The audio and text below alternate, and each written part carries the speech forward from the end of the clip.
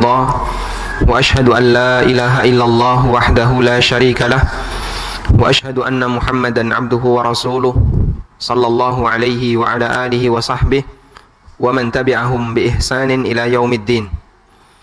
Alhamdulillah, puji syukur kita haturkan kehadirat Allah Subhanahu wa taala atas kemudahan yang Allah berikan kepada kita untuk bisa belajar bersama di kesempatan sore hari ini di Masjid Al-Adha, Pondok Pesantren Darus Shalihin, Kecamatan Panggang, Kabupaten Gunung Kidul, di pesantrennya Al-Ustadz Al-Fadil Muhammad Abduh Tuasikal Hafizahullah Ta'ala Wara'ah. Dan Masya Allah, ini bagian dari keberkahan dakwah beliau. Semoga Allah Subhanahu wa Ta'ala memberikan balasan yang terbaik bagi beliau dan keluarga beliau. Dan di kesempatan kali ini kita akan membahas tentang perjalanan pasca kematian, yang nanti akan kami bacakan sebuah hadis yang cukup panjang, dan barangkali hadis ini termasuk di antara hadis yang cukup sering disinggung oleh para asatidzah ketika mengingatkan tentang perjalanan roh pasca kematian. Kita mengetahui bahwa bagian dari akidah yang kita miliki, hidup tidak sekali. Ada kehidupan yang kedua, di mana kehidupan yang kedua itu tanpa ujung. Kehidupan yang kedua adalah kehidupan tanpa ujung. Dan di kehidupan yang kedua tanpa ujung, kondisi manusia hanya ada dua keadaan. Yang pertama adalah kenikmatan yang abadi, atau yang kedua adalah azab yang abadi. Sebagai hamba yang meyakini akan ada kehidupan yang kedua tanpa ujung dan konsekuensinya hanya ada dua seperti itu, tentu kita harus memperjuangkan bagaimana agar kita bisa mendapatkan kenikmatan yang abadi. Karena itulah dengan membangun yakin dan iman yang benar, satu-satunya jalan agar kita bisa mendapatkan surga Allah yang isinya kenikmatan abadi. Nah, untuk bisa membangun demikian, maka kita perlu mengenali apa saja keterangan yang disampaikan oleh Nabi SAW berkaitan dengan kondisi setelah kematian. Karena yakin itu tumbuh dari ilmu. Sehingga ketika orang belajar satu hadis, dua hadis tentang masalah hari kiamat, satu hadis, dua hadis tentang masalah hal yang gaib, maka dia akan bertambah keyakinannya. Karena itu kenapa para sahabat di masa silam menyebut kegiatan belajar sebagai bentuk menambah iman. Karena dengan orang memiliki keyakinan, karena dengan belajar orang akan bertambah keyakinannya. Mu'adz bin Jabal radhiyallahu anhu, ketika beliau mengajak masyarakat untuk belajar, beliau panggil dengan kalimat hayya nu'minu sa'atan. Mari kita ngecas iman sesaat. Hayya nu'minu sa'atan. Mari kita ngecas iman sesaat. Karena seseorang ketika dia belajar, hakikatnya dia nambah iman. Sehingga sederhananya seperti ini. Kalau ada seorang muslim yang sama sekali tidak pernah mendengar hadis tentang munculnya Dajjal, maka tidak ada dalam hatinya keyakinan tentang keberadaan Dajjal di akhir zaman. Kemudian ketika dia mendengarkan hadis tentang munculnya Dajjal, barulah muncul keyakinan dalam hatinya. Berarti besok akan ada makhluk seperti itu, yang namanya Dajjal dengan sifat-sifat seperti yang disebutkan oleh Nabi SAW. Karena dia baru mempelajarinya. Demikian pula ketika dia tidak pernah mendengar hadis tentang turunnya Nabi Isa alaihissalam, mungkin tidak akan ada keyakinan dalam hatinya. Kalau besok di akhir zaman akan ada Nabi Isa yang turun di akhir zaman, dan demikian seterusnya. Maka dengan belajar hadis-hadis seputar masalah akidah, hadis-hadis tentang masalah iman, itu akan semakin menambah keyakinan seseorang dan iman seseorang terhadap hal-hal yang gaib yang Allah Subhanahu wa taala sampaikan kepada nabinya sallallahu alaihi wasallam. Satu-satunya cara bagi kita untuk mengetahui hal yang gaib adalah melalui informasi yang disampaikan oleh siapa jamaah? Nabi SAW. Karena hal yang gaib itu hanya bisa diketahui melalui jalur nubuwah. Sedangkan selain para nabi, mereka bisa mengetahui informasi itu dengan mendengarkan sabda-sabda Rasulullah sallallahu alaihi wasallam. Baik. Dan bagian dari sifat orang yang bertakwa adalah alladzina yu'minuna bil ghaibi, yaitu orang-orang yang beriman kepada yang gaib. Dan di antara yang gaib adalah kejadian di akhir zaman atau kejadian pasca kematian, yang itu bisa kita jumpai dalam hadis Nabi sallallahu alaihi wasallam. Baik, di kesempatan kali ini saya akan bacakan hadis yang disampaikan oleh sahabat Al-Barra bin Azib. Dan hadis ini sahih, diriwayatkan oleh Abu Dawud, Imam Ahmad, Waalaikumsalam warahmatullah. Kemudian An-Nasa'i, Ibnu Majah dan yang lainnya. Nabi sallallahu alaihi wasallam menceritakan tentang perjalanan roh. Tapi sebelumnya Al-Barra menyampaikan dalam konteks yang lebih lengkap. Beliau menceritakan, "Kharajna ma'an Nabi sallallahu alaihi wasallam fi jinazati rajulin minal ansar." Kami pernah berangkat bersama Nabi sallallahu alaihi wasallam mengiringi jenazah salah satu orang Ansar. Fantahaina ilal qabri. Kemudian kami tiba di pemakaman, kami tiba di kuburan. Walamma yulhad, ketika liang lahatnya sedang dibenahi, fajalasa Rasulullah sallallahu alaihi wasallam mustaqbilal qiblah. Rasulullah sallallahu alaihi wasallam duduk menghadap ke arah kiblat. Apakah jenazahnya sudah dimasukkan jamaah? Belum. Karena kuburannya baru dibenerin. Sehingga ketika jenazah sampai di lokasi, ternyata kuburannya belum siap. Maka ketika kuburannya baru disiapin, Rasulullah sallallahu alaihi wasallam duduk. Ini salah satu di antara dalil bolehnya duduk meskipun jenazah belum dimasukkan ke dalam liang lahat.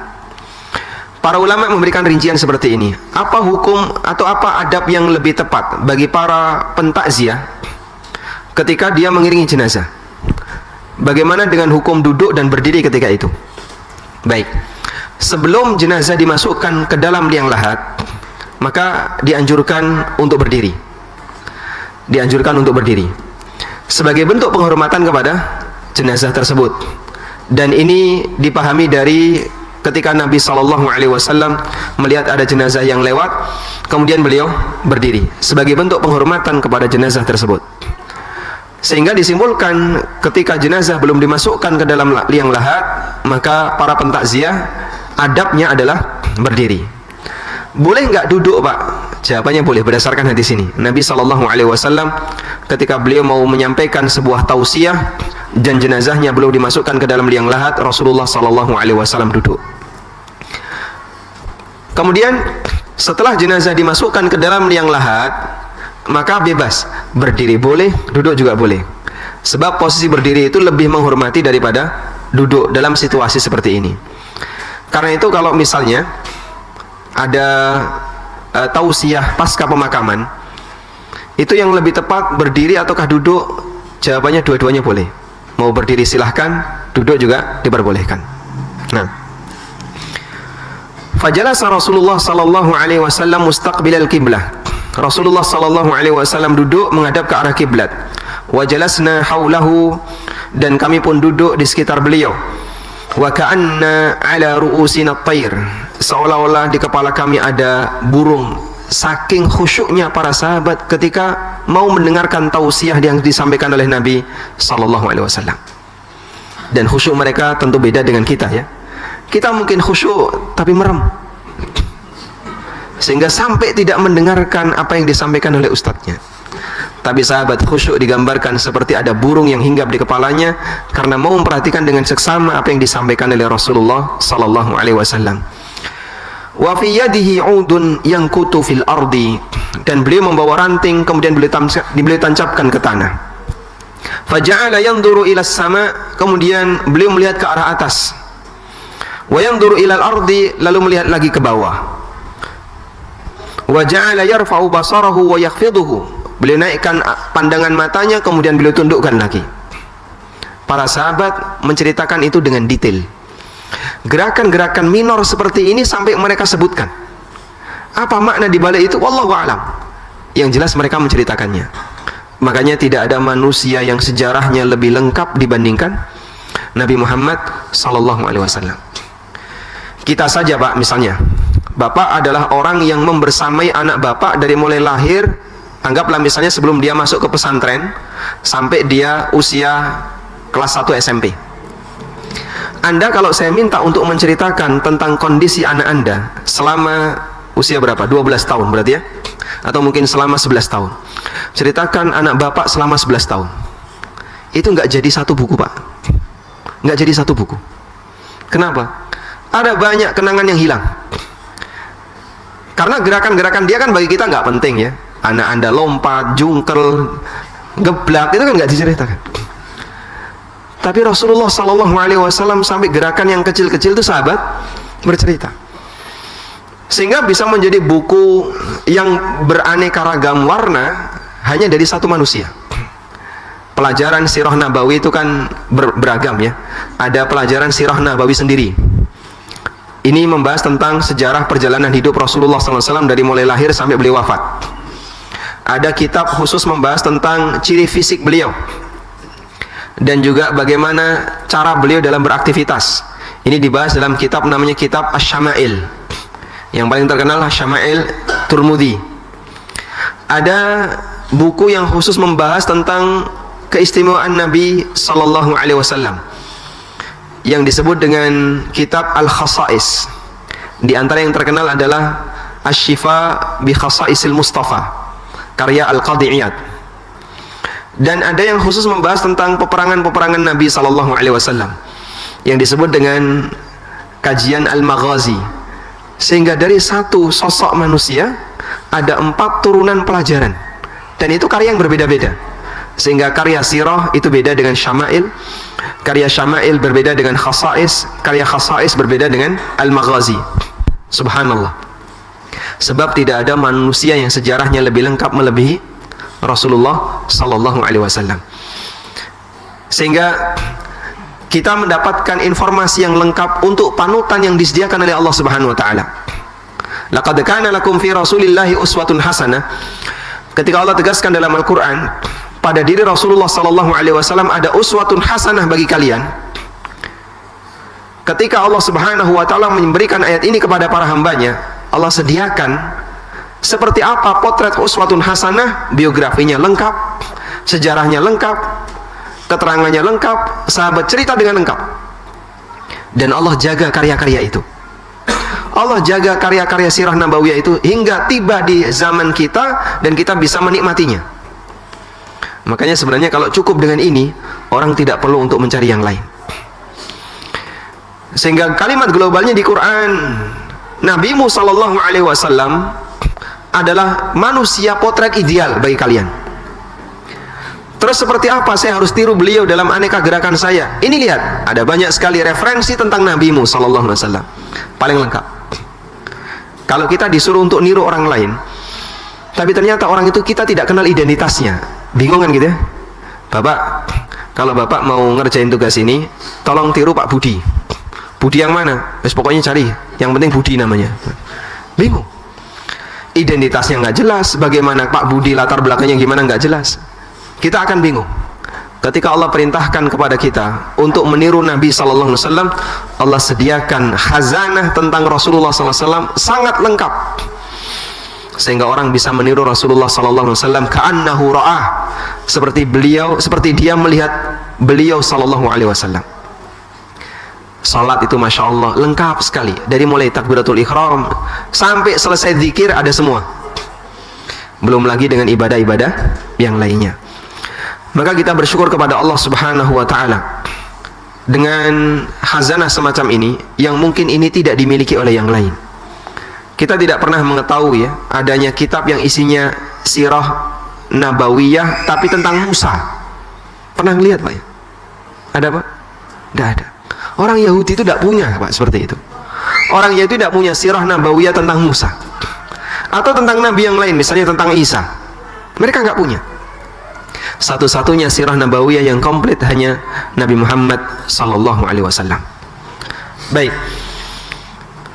Sehingga saat Rasulullah sallallahu alaihi wasallam mengarahkan pandangan matanya, sahabat itu mencatatnya dan dikatakan oleh Al-Bara' bin Azib, beliau melihat ke arah atas, ke bawah sebanyak 3 kali.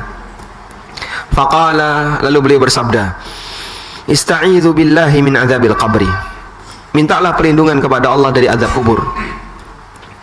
Marrataini aw thalathan, beliau ulangi sebanyak 2 atau 3 kali. Ista'idzu billahi min adzabil qabri, mintalah perlindungan kepada Allah dari azab kubur. Mintalah perlindungan kepada Allah dari azab kubur. Sehingga pengulangan itu bukan sesuatu yang sia-sia. Sebab terkadang orang butuh untuk didoktrin agar kalimat itu melekat pada dirinya. Maka Rasulullah sallallahu alaihi wasallam ketika menyampaikan hal yang penting, terkadang beliau ulangi sebanyak 3 kali, 2 kali. Tujuannya adalah agar lebih melekat pada diri orang itu. Dan metode seperti ini bisa kita lihat ya, para asatidz Ahlussunnah sering seperti itu, Pak. Dan Anda tidak perlu kemudian bosan, kok Ustadz bolak-balik ngulangi, kenapa? Sebab bagian yang penting itu perlu untuk penekanan. Lalu beliau sallallahu alaihi wasallam membaca Allahumma inni a'udzubika min adzabil qabri. Allahumma inni a'udzubika min adzabil qabri, diulangi sebanyak 3 kali. Tsumma qal, kemudian beliau mulai bercerita bagaimana perjalanan arwah pasca kematian. Beliau mengatakan, innal 'abdal mu'mina, seorang hamba yang mukmin. Dan definisi mukmin dalam Al-Qur'an maupun hadis itu mukmin ideal. Sehingga ketika Allah Subhanahu wa taala menyebutkan seperti apa yang beriman itu adalah mukmin ideal. Qad aflahal mu'minun alladzina hum fi salatihim khashi'un, dan seterusnya. Itu Allah bercerita tentang mukmin ideal. Innal ladzina amanu wa 'amilus solihati illal ladzina amanu wa 'amilus solihati falahum ajrun ghairu mamnun. Itu mukmin yang ideal. Innal 'abdal mu'min, sesungguhnya seorang hamba yang mukmin, idza kana fi inqita'i minad dunya, ketika dia mau meninggalkan dunia, wa iqbalin minal akhirah, dan dia mau menuju akhirat. Diperhatikan, Nabi SAW menyebut kematian dengan akhirat. Pernah ada orang yang mempertanyakan, dalam rukun iman yang 6, kenapa tidak ada penyebutan iman kepada kematian? Adanya iman kepada hari akhir. Maka jawabannya adalah iman kepada hari akhir itu mencakup kiamat kubra dan kiamat sughra. Kiamat sughra adalah kematian. Kiamat kubra adalah kejadian kiamat yang sebagai penutup kehidupan di dunia. Dan bagian dari kiamat kubra adalah semua tanda-tanda kiamat. Maka kita mempelajari tentang Dajjal, tentang turunnya Nabi Isa, munculnya Imam Mahdi, dan aneka tanda-tanda kiamat yang lain. Itu adalah kiamat, masuk dalam ranah iman kepada hari kiamat, hari akhir. Sehingga Nabi SAW menyebutkan di sini, ketika seorang hamba yang mukmin mau meninggalkan dunia dan menuju akhirat, padahal kiamat belum terjadi,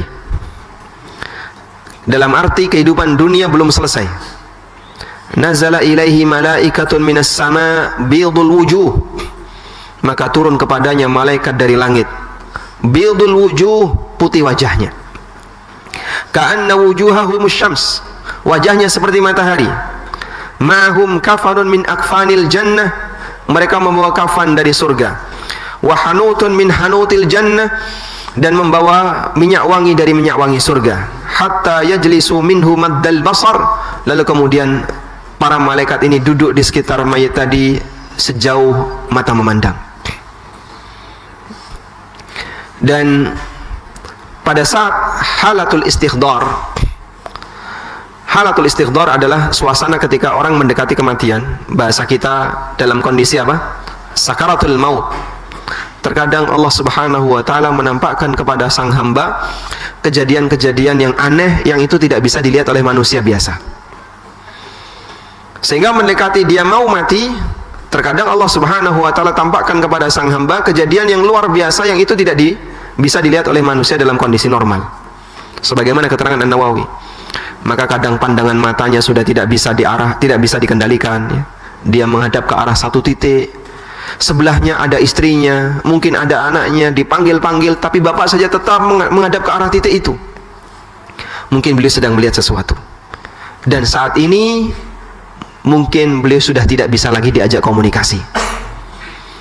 Ketika manusia dalam kondisi sangat kaget, putus kemampuan dia untuk mendengarkan suara yang lain, karena dia fokus di satu titik yang jauh lebih hebat dibandingkan apa yang dia lihat di kanan kirinya. Maka jamaah dimulakan Allah, kalau bukan karena pertolongan Allah ketika itu, mustahil seorang hamba bisa mendapatkan hidayah dari Allah dan bimbingan untuk mengucapkan la ilaha illallah.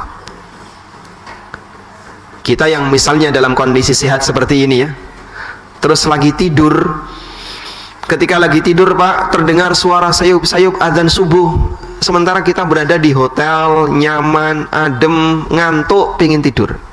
Sayup-sayup azan subuh untuk hanya mengucapkan alhamdulillahilladzi ahyana ba'da ma amatana wa ilaihin nusyur, itu beratnya luar biasa. Mungkin bangun, tapi mengucapkan itu tidak bisa. Terus merem lagi Pak. merem lagi. Demikian pula ketika malam hari. Nabi SAW menyebutkan di antara zikir yang memiliki nilai keistimewaan yang besar apa? Membaca apa, Pak?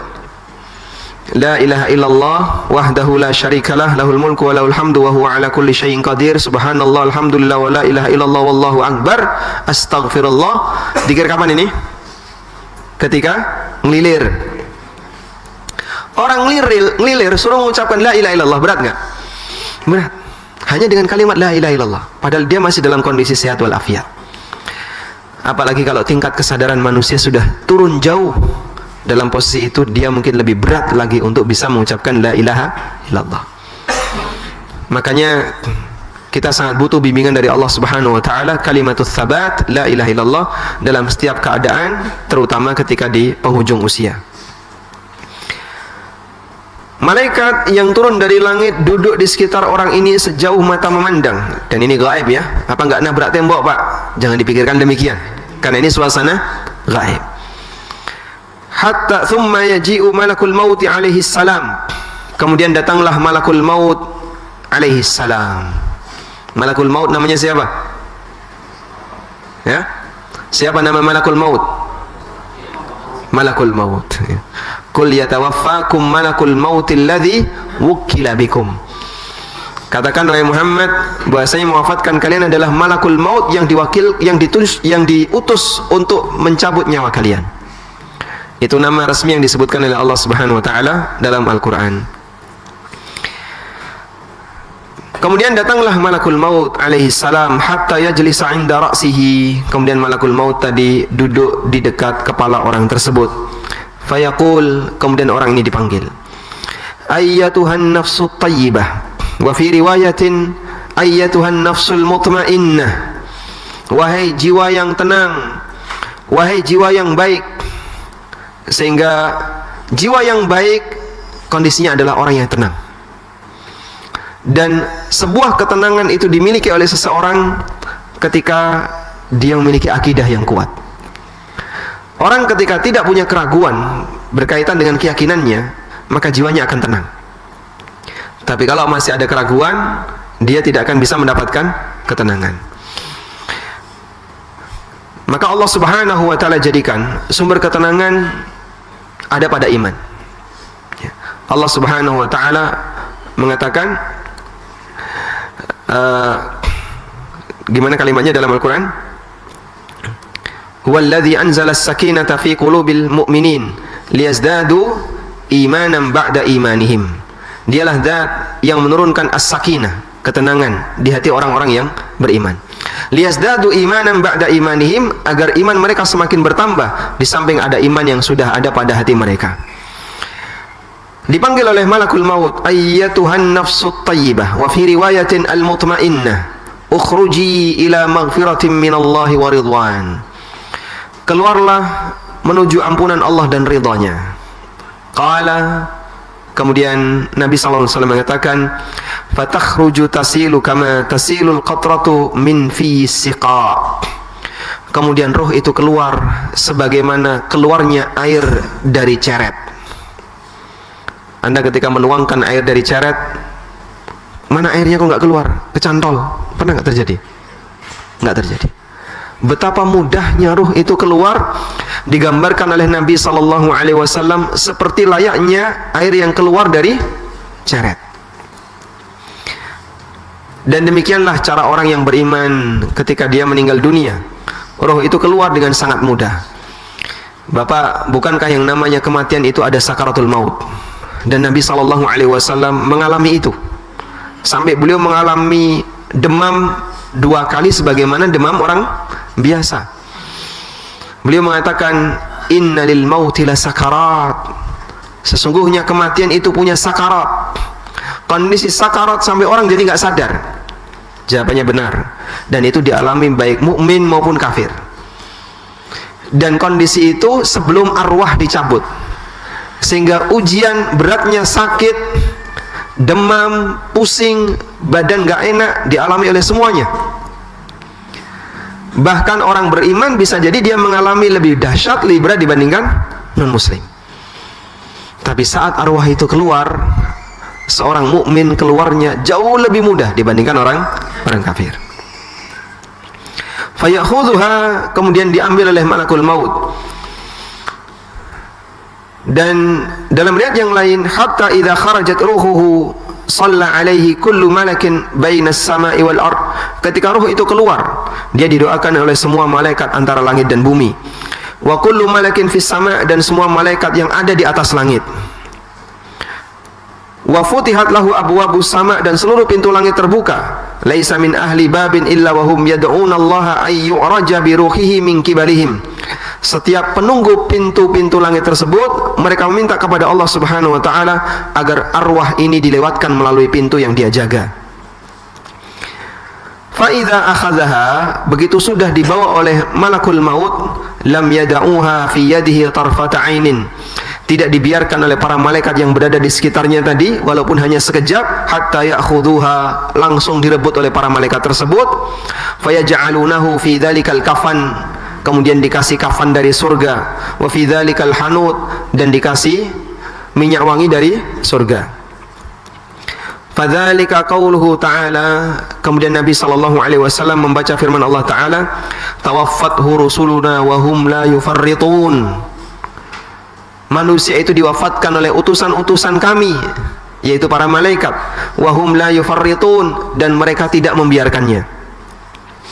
Wa yakhruju minha ka'atyabi nafhati miskin wujidat ala wajhil ardi. Keluar dari arwah ini aroma yang sangat harum, seperti harumnya aroma minyak wangi yang paling harum di muka bumi. Fayas'aduna biha, kemudian mereka pun naik bersama dengan arwah ini. Fala yamurruna ala mala'in minal malaika, dan tidaklah para malaikat dan arwah ini melewati seorang malaikat pun illa qalu, kecuali mereka akan mengatakan, ma hadzal ruhut thayyib. Ruh siapakah yang indah ini? Ruh siapakah yang baik ini? Fayaqulun, mereka menjawab, fulan bin fulan, dengan nama terbaik yang pernah dia gunakan. Maka kita dianjurkan untuk memberikan gelar dan nama untuk orang yang berada di sekitar kita dengan gelar kehormatan dan nama yang terbaik. Bapak misalnya sudah ngasih nama yang terbaik untuk anak-anak Bapak. Mungkin kemudian Bapak ingin ngasih gelar yang lebih baik lagi. Boleh dikasih tambahan gelar, dan gelar tidak harus masuk di akta. Anda kasih misalnya gelar, misalnya Syekh atau siapa, sehingga anak ini punya nama laqab, punya nama gelar. Semoga nanti nama gelar ini akan menjadi panggilan para malaikat ketika arwahnya diangkat menuju langit. Bi ahsani asma'ihi allati kanu yusammunaha biha fid dunya. Dengan nama terbaik yang dulu digunakan oleh masyarakat untuk menyebutnya ketika di dunia. Hatta yantahu biha ila sama'i dunya, hingga tibalah arwah ini di langit dunia. Fayastaftihuna lahu, kemudian para malaikat yang mengiringinya minta untuk dibukakan pintunya. Fayuftahu lahum, kemudian dibukakan. Fayushayyi'una min kulli sama'in muqarribuha. Pintu itu dibukakan, kemudian dia naik menuju langit di atasnya. Dan ini dalil bahasanya langit itu ada bangunannya. Langit itu ada bangunannya. Sebab ada pintu, berarti kanan kirinya ada apa, Pak? Ada bangunan. Allah Ta'ala berfirman, wa futihatis sama'u fakanat abwaba. Langit dibuka dan di langit ada pintunya. Ini berbeda dengan anggapan orang-orang yang belajar tentang kosmologi, ya, yang bercerita tentang luar angkasa tapi tidak ada bukti sama sekali, ya hanya modal ngedabrus tapi dipercaya sama orang. Mereka punya anggapan bahasanya yang namanya alam semesta itu seperti ruang tanpa batas, sehingga orang kalau bisa naik terus menjauh dari bumi itu tidak akan ada batasnya. Dan ini anggapan yang salah, sebab di atas ada langit, dan langit itu ada bangunannya, bukan awang-awang yang kosong dari bangunan. Lalu ketika sampai di langit dunia, minta dibukakanlah pintu langit dunia, naik menuju langit yang kedua. Kata Nabi sallallahu alaihi wasallam, fayushayyi'uhu min kulli sama'in muqarribuha. Di setiap langit menuju langit berikutnya diiringi oleh para malaikat yang tinggal di langit tersebut. Sehingga dari langit dunia menuju langit yang kedua diiringi oleh malaikat yang tinggal di langit dunia. Dari langit kedua menuju langit yang ketiga diiringi oleh para malaikat di langit yang tinggal di langit kedua, dan begitu seterusnya. Hatta yuntaha bihi ila sama'is sabi'ah, sampai dia naik ke langit yang ketujuh. Masya Allah, sebuah kehormatan yang luar biasa. Karena begini jemaah, kebaikan itu naik, sedangkan keburukan tidak bisa naik. Makanya kalimat thayyibah naik, amal soleh naik, sedangkan kalimat yang buruk tidak bisa naik. Nabi SAW menyebutkan kalimat laknat itu tidak bisa naik. Ketika orang mengeluarkan laknat, laknat itu gentayangan antara langit dan bumi. Naik ke langit, langit menolak. Terus turun ke bumi, bumi menolak, sehingga dia tidak bisa masuk ke bumi. Lalu ketika dia tidak faida lam yajid masagan, ketika laknat ini tidak punya tempat, maka dia akan menuju kepada orang yang dilaknat. Apabila dia layak untuk dilaknat, maka laknat itu akan mengenainya. Namun ketika dia tidak layak untuk dilaknat, maka akan kembali kepada orang yang mengucapkannya. Sebab kalimat laknat bukan kalimat thayyibah. Allah Subhanahu wa taala berfirman, "Ilaihi yas'adul kalimut thayyibu wal 'amalus salihu yarfa'u." Hanya kepada Allah kalimat thayyibah itu naik, dan amal saleh naik menuju Allah Subhanahu wa taala. Sehingga kalimat thayyibah naik menuju Allah, amal soleh naik menuju Allah, arwah pelakunya besok ketika mati juga naik menuju Allah. Dan ini salah satu di antara keistimewaan roh yang baik. Allah Subhanahu wa taala jadikan arwah yang baik ini bisa naik menuju Allah Subhanahu wa taala. Fayaqulullahu azza wa jalla, kemudian Allah taala berfirman, "Uktubu kitab 'abdi fi 'illiyin." Catatlah amal hambaku di 'illiyin. Wa ma adraka ma 'illiyun? Tahukah kamu apa itu 'illiyun? Kitabum marqum, kitab yang tertulis, yashhaduhul muqarrabun, yang disaksikan oleh para malaikat muqarrabun. Fayuktabu kitabuhu fi 'illiyin. Akhirnya catatan amalnya ditaruh di 'illiyin. Catatan amalnya ditaruh di 'illiyin. Thumma yuqal, kemudian dikatakan kepadanya, a'iduhu ilal ardi, kembalikan arwahnya ke bumi. Fa inni wa'adtuhum anni minha khalaqtuhum, karena aku telah mengambil janji kepada mereka manusia bahwa aku menciptakan mereka dari bumi. Wa fiha u'iduhum, dan ke bumi aku akan kembalikan mereka. Wa minha ukhrijuhum taratan ukhra, dan dari bumi akan aku keluarkan kembali mereka untuk sesi yang kedua, yaitu ketika hari kebangkitan. Maka pada saat hari kebangkitan, jasad manusia itu masih berada di bumi. Dan Allah Subhanahu wa taala katakan dalam Al-Qur'an di surat Az-Zalzalah, "Idza zulzilatil ardu zilzalaha wa akhrajatil ardu athqalaha." Dan bumi mengeluarkan athqal, beban beratnya. Yang dimaksud sebagian ahli tafsir adalah keluar mayat-mayat yang sudah dikubur di dalamnya. Dan di dunia ini tempat semua hamba. Di bumi ada jasad manusia yang paling mulia, Nabi Muhammad SAW, dan para nabi yang lainnya. Di bumi ada jasad orang-orang saleh, para sahabat Nabi SAW dan para pejuang yang mengiringi mereka.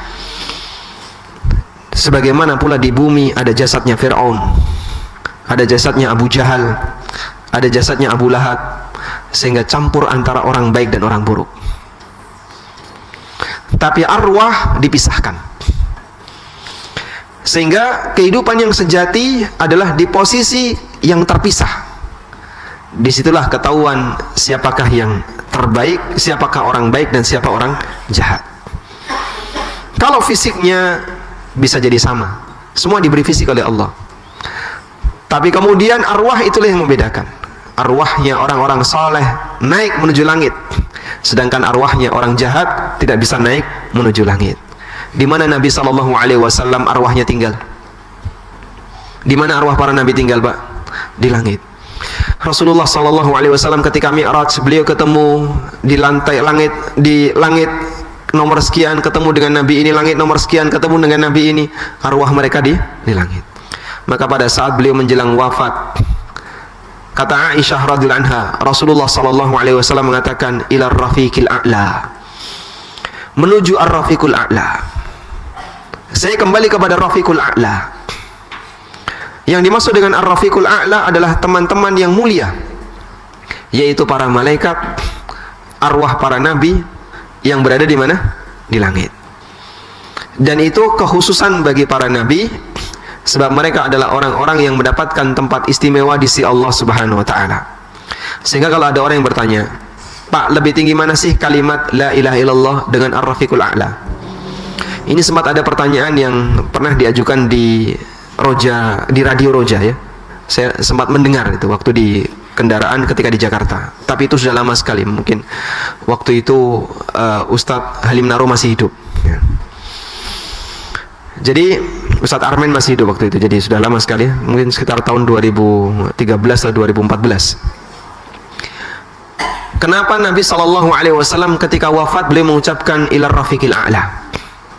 Sementara bukankah beliau bersabda, man kana akhiru kalamihi la ilaha illallah dakhalal jannah.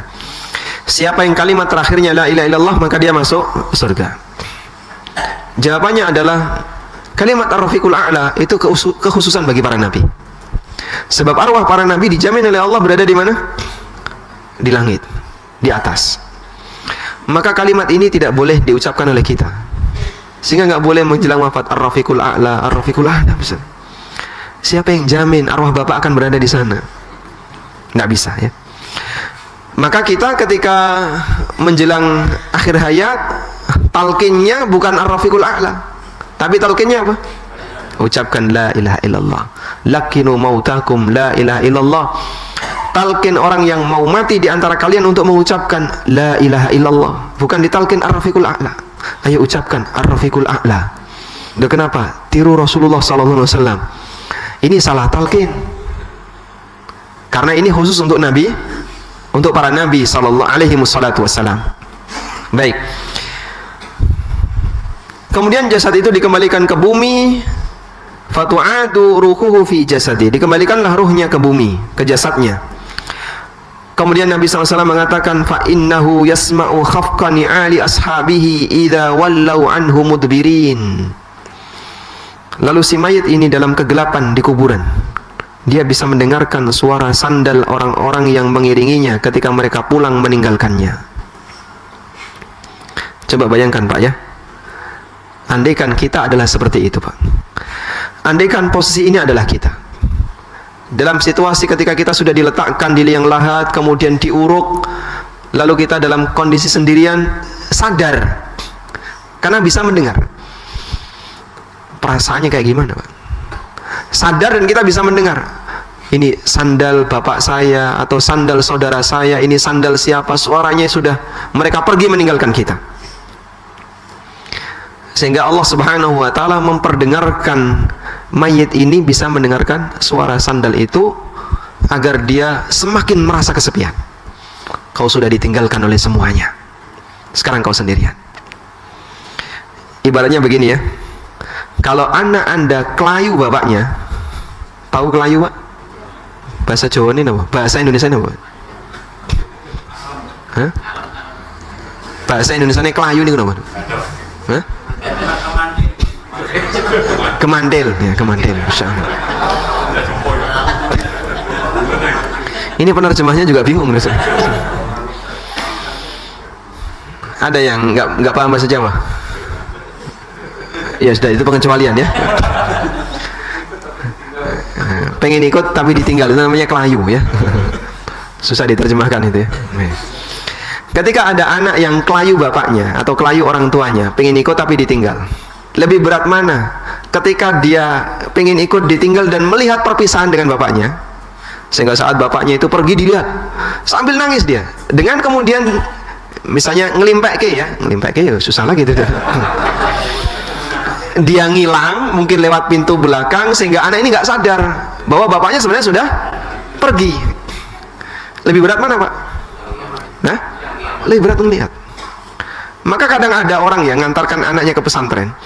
Begitu sampai anaknya masuk ke pondok, nggak pamitan, dia langsung hilang. Ini karena nanti kalau pamitan malah nangis, Pak Ustadz, udah biarin aja dah. Pada saat anak ini masuk pondok, keluar, bapaknya sudah pulang ternyata. Udah nanti urusan ditelepon. Karena bisa jadi dengan melihat, mendengar suara mobilnya pergi, itu lebih menyedihkan dibandingkan tidak melihat. Maka Allah Subhanahu wa ta'ala memberikan kesempatan bagi mayit bisa mendengarkan suara sandal orang yang mengiringinya, agar dia lebih merasa kesepian. Semua orang yang mengantarkanmu sudah meninggalkan kamu. Karena berkaitan dengan apakah mayit bisa mendengarkan suara orang yang hidup, ada khilaf di antara para ulama. Ada yang mengatakan bisa dan ada yang mengatakan tidak bisa. Dan kesimpulan yang paling baik yang disampaikan oleh Syekhul Islam Ibnu Taimiyah, beliau mengatakan terkadang bisa, terkadang tidak. Kadang Allah Subhanahu wa ta'ala jadikan dia bisa mendengar, dan kadang Allah Subhanahu wa ta'ala jadikan dia tidak bisa mendengar. Baik. Dan di antara situasi di mana mayit bisa mendengar suara orang yang hidup adalah pada saat dia ditinggal oleh orang-orang yang mengiringinya. Fayatihi malakan syadidal intihar fayantahiranihi. Kemudian datang dua malaikat yang keras bentakannya. Begitu datang langsung dibentak oleh dua malaikat ini. Fayantahiranihi, kemudian dibentak oleh dua malaikat ini. Wa yujlisanihi, kemudian didudukkan oleh malaikat ini. Fayakulani, kemudian mulailah ditanya di alam kubur. Nah, posisi didudukkan bagaimana, Pak? Wallahu a'lam, ini gaib. Padahal kita tahu yang namanya kuburan sangat rapat. Hanya cukup untuk bisa orang dalam posisi tidur terlentang, tidak mungkin bisa duduk. Terus gimana, Pak? Ini gaib. Yang kamu lihat itu kuburan dan bukan alam kubur. Sehingga tidak bisa dikiaskan dengan suasana yang bisa kau lihat.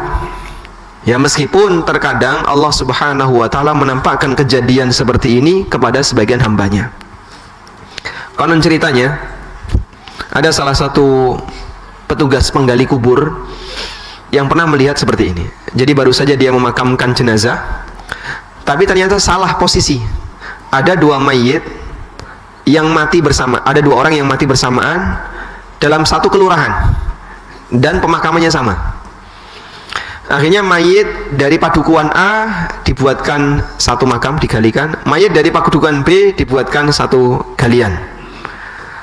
Yang A datang duluan, tapi salah posisi. Yang seharusnya itu ditempati B, ditempati oleh A. Keluarga B nggak terima, pokoknya harus dipindah. Akhirnya dipindahkan. Saat digali, posisi jenazah itu duduk. Jadi kepalanya itu bentur atas. Dia melihat situasi itu, kemudian dia pindahkan. Sehingga ini hal yang gaib, tapi terkadang Allah Subhanahu wa ta'ala tampakkan kepada sebagian orang.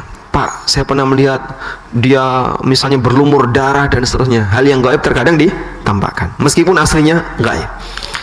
Wa yujlisanihi, kemudian dia dudukkan. Fayakulan, lalu ditanya, man rabbuka? Fayaqulu rabbi Allah. Fayakulani lahu ma dinuka? Siapa Rabbmu? Dia menjawab, Rabbku adalah Allah. Apa agamamu? Dini al-Islam, agamaku adalah Islam. Lalu siapakah orang yang diutus kepadamu? Fayaqulu huwa Rasulullah sallallahu alaihi wasallam. Wa ma ilmuka? Dari mana kau dapat keyakinan, kau dapat ilmu? Qara'tu kitaballah fa amantu bihi wa saddaqtu. Aku membaca kitabullah, lalu aku mengimaninya dan aku membenarkannya.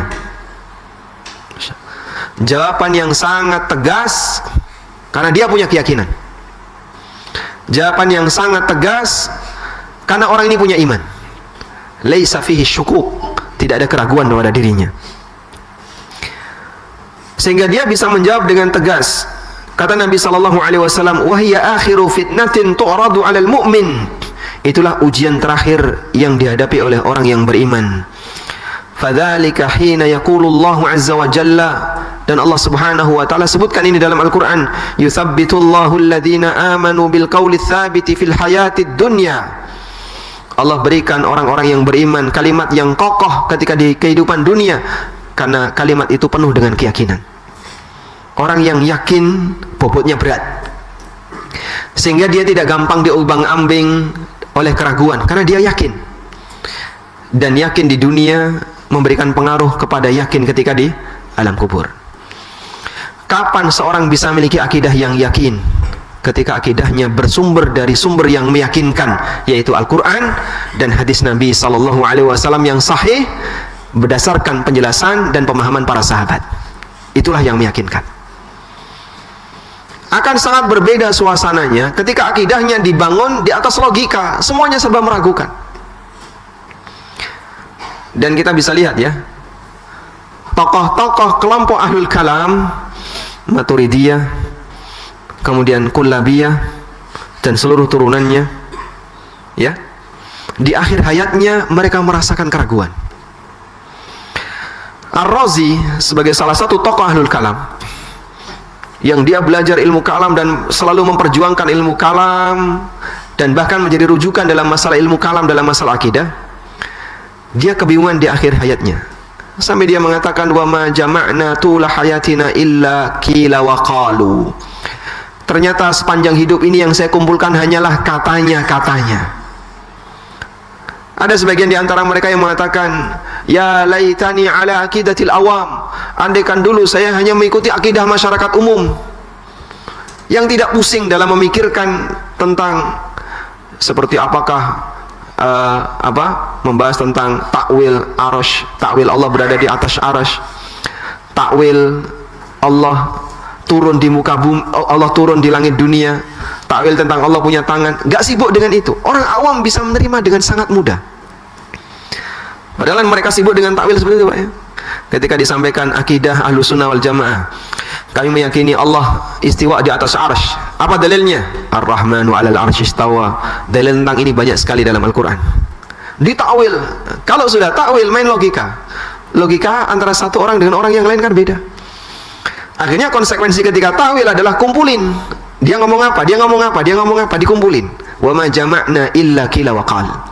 Dan tidak ada yang kami kumpulkan selain hanya katanya-katanya. Bingungi, Pak tuh. Makanya logika tidak bisa jadi sumber akidah. Dan logika akan menolak ketika dijadikan sebagai sumber logika, sebagai sumber akidah. Logika ketika dijadikan sumber logika tidak logis. Kok bisa, Pak? Karena logika manusia itu berbeda-beda. Logika saya dengan logika Bapak Ibu sama atau beda? Beda. Sehingga kalau di sini ada 30 orang, andaikan kita diminta untuk mencari akidah berdasarkan logika masing-masing, maka akan ada 30 logika. Karena ada logika yang berbeda-beda.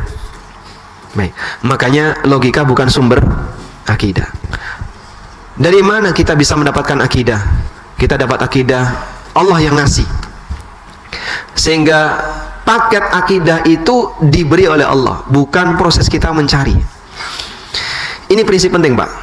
Kita diperintahkan untuk beriman. Kita diperintahkan oleh Allah untuk beriman. Lalu apa yang harus kita imani? Allah sediakan apa saja yang harus kita imani. Bukan kita disuruh untuk nyari. Kamu cari sendirilah apa yang harus kau imani. Tidak bisa, Pak. Manusia tidak mampu untuk mencari apa yang harus dia imani. Sebab iman itu paket yang disediakan oleh Allah Subhanahu wa taala. Lah terus apa yang harus saya yakini? Kamu golek dhewe. Nek golek dhewe ya gak karuan nanti jadi. Yang ini ada yang golek ning guwa.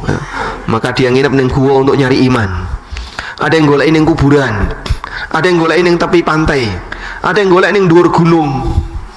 Hasilnya gimana, Pak? Hasilnya gimana? Gak karuan.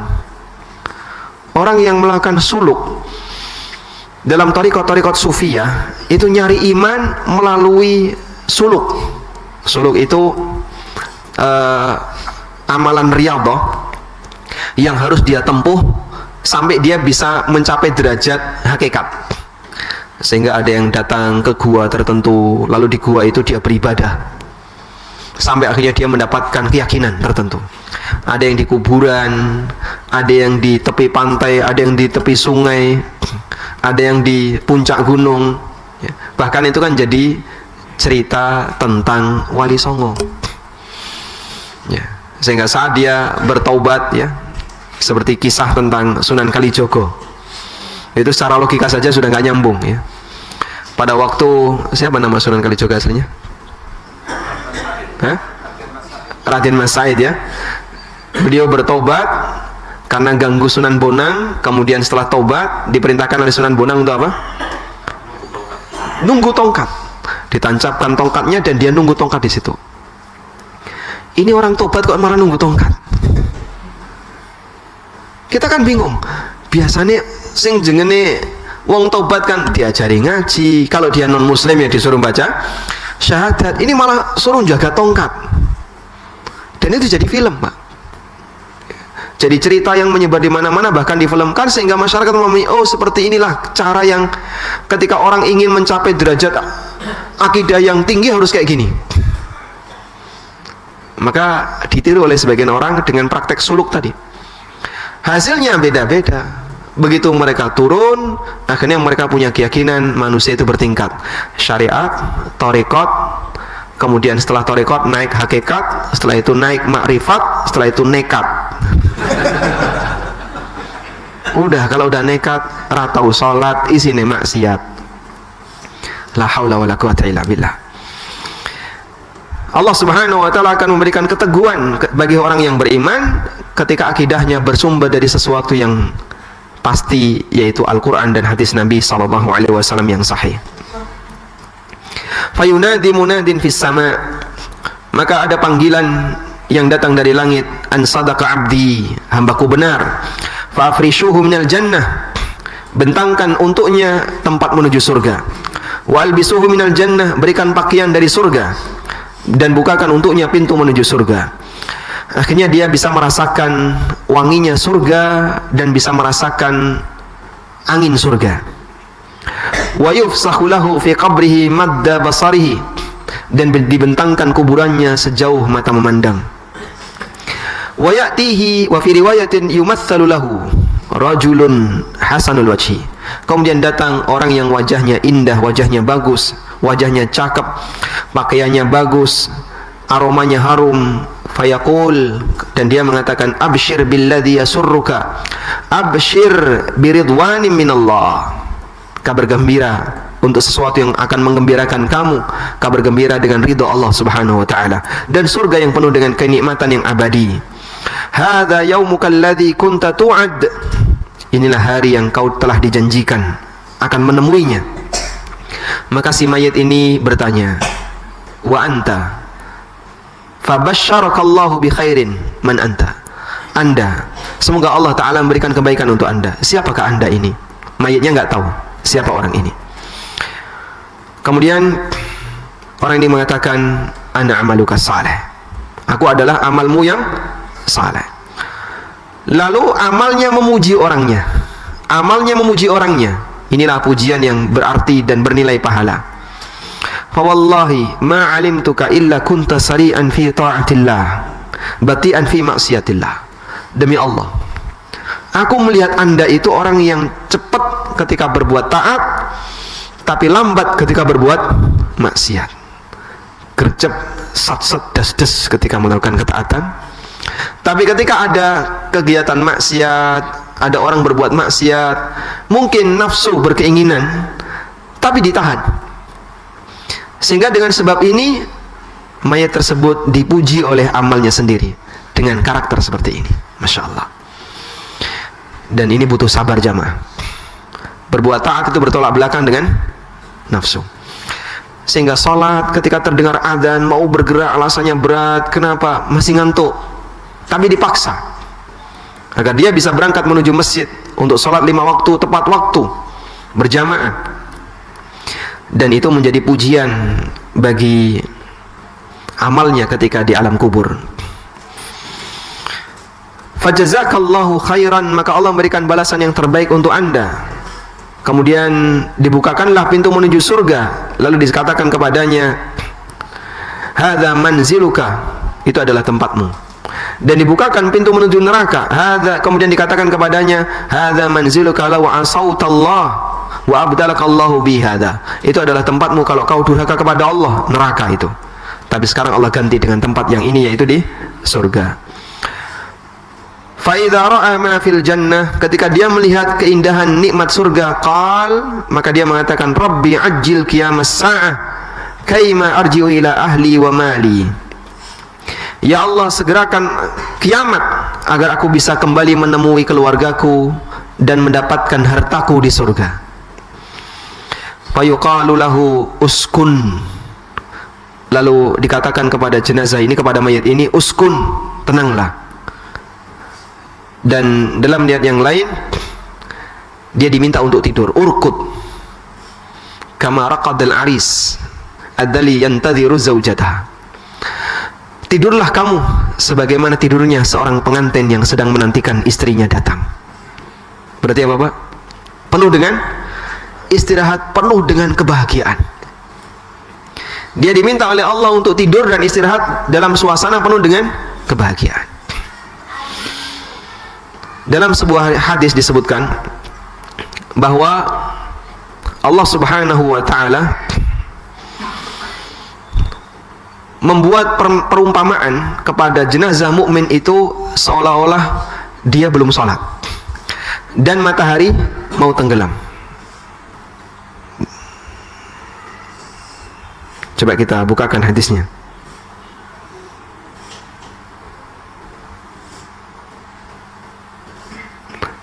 Da'uni usalli. Rasulullah sallallahu alaihi wasallam pernah bercerita seperti ini, Pak. Dalam hadis dari Jabir bin Abdullah radhiyallahu anhuma, dari yang diriwayatkan oleh Ibnu Abi Asim dan Syalbani menilai hadis ini sahih. Juga diriwayatkan oleh Ibnu Majah, Nabi sallallahu alaihi wasallam bersabda, "Idza dakhala al-mayyitul qabra muslati syamsu 'inda ghurubiha." Apabila jenazah mukmin itu sudah dimasukkan ke dalam kuburan, maka ditampakkan kepadanya seolah-olah matahari mau tenggelam. Fayajlisu yamsahu 'ainai. Kemudian dia duduk mengusap kedua matanya, ngucek-ngucek matanya. Wa yaqulu da'uni usalli. Lalu dia mengatakan, izinkan aku untuk sholat. Di kuburan, Pak. Di mana? Di kuburan. Pertama ketika saya membaca hadis ini terheran, subhanallah. Allah Subhanahu wa ta'ala menyikapi hambanya yang baik dengan aneka kondisi yang mulia.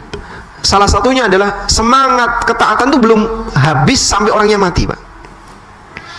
Semangat dia beribadah belum berhenti meskipun dia sudah dimasukkan ke dalam kuburan. Sehingga ada orang yang ketika dia sudah dimasukkan ke dalam kuburan, dibuat oleh Allah Subhanahu wa ta'ala semangatnya tampak, sehingga ditampakkan seolah-olah matahari mau tenggelam dan dia merasa belum sholat asar. Lalu dia mengatakan kepada para malaikat, da'uni usalli, biarkan aku mau sholat. Ya. Itu kan menunjukkan kalau amalnya diterima oleh Allah. Dan itu indikasi bahwasanya amalnya diterima oleh Allah. Sampai Allah Subhanahu wa ta'ala abadikan amalnya pasca wafatnya. Dengan semangat itu tidak berhenti meskipun dia sudah mati. Makanya kenapa surga itu abadi? Karena orang mukmin ibadahnya abadi dengan semangatnya. Sebagaimana neraka itu abadi karena orang kafir ketika berbuat kekufuran dia abadi dengan semangatnya. Ada yang bertanya begini, orang kafir berbuat kekufuran itu berapa lama, Pak? Sesuai usianya. Kalau dia umur 80 tahun berarti dia berbuat kekufuran 80 dipotong 15 sebelum balik. Berarti berapa? 65 tahun.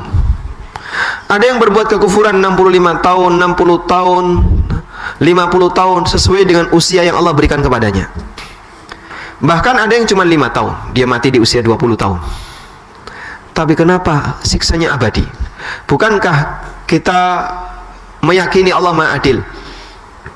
Dan kita punya kaidah al-jaza'u min jinsil amal. Yang namanya balasan itu sejenis dengan amal. Tapi kenapa amalannya cuma 65 tahun, kekufurannya 65 tahun, namun hukumannya tanpa ujung ketika di yaumil akhir? Maka jawabannya begini. Bedakan antara batas akhir kehidupan dengan batas akhir kekufuran. kematian orang ini itu bukan batas akhir kekufuran, tapi batas akhir kehidupan. Sehingga seperti ini, andaikan ada non muslim yang dia diberi oleh Allah usia 80 tahun, sudah dalam posisi dia kafir 80 tahun. Coba kalau dia dikasih waktu tambahan sehari, 80 tahun plus sehari, jadi mukmin enggak? Tetap kafir. Sehingga plus 1 tetap kafir. Baik, tambahin lagi sepekan, 80 tahun plus 1 pekan, jadi mukmin enggak? Tidak. 80 tahun plus sebulan, berubah enggak? Tidak. 80 tahun plus tahun, tetap sama. 80 tahun plus 1000 tahun juga tetap sama. Sehingga dia menjadi kafir, dia berbuat kafir itu tanpa ujung, sebab semangatnya tanpa ujung. Sementara kematian itu adalah batas akhir kehidupan dia. Sebab gak mungkin manusia akan abadi, dia akan mati. Baik mukmin maupun kafir semuanya akan mati.